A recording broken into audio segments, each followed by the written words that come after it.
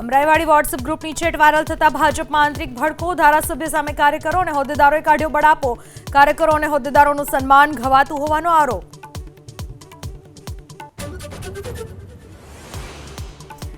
બનાસકાંઠા અને સીપુની કાચી કેનાલને લિંક કરવાની રાજ્ય સરકારે આપી વહીવટી મંજૂરી.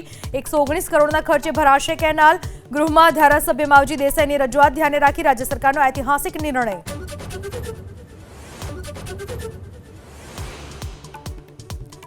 વડોદરામાં રાંધણ ગેસનો વિકલ્પ બની રહ્યા છે માટીના ચૂલા. ગેસ ન મળતા વેપારીઓએ શોધ્યો વિકલ્પ.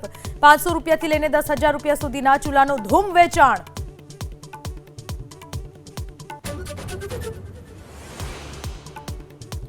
મોરબીના લીલાપર નજીક દુકાનમાંથી ઝડપાયો ગાંજો. 1,16,800 રૂપિયાના મુદ્દામાલ સાથે પોલીસે દુકાનદારની કરી ધરપકડ.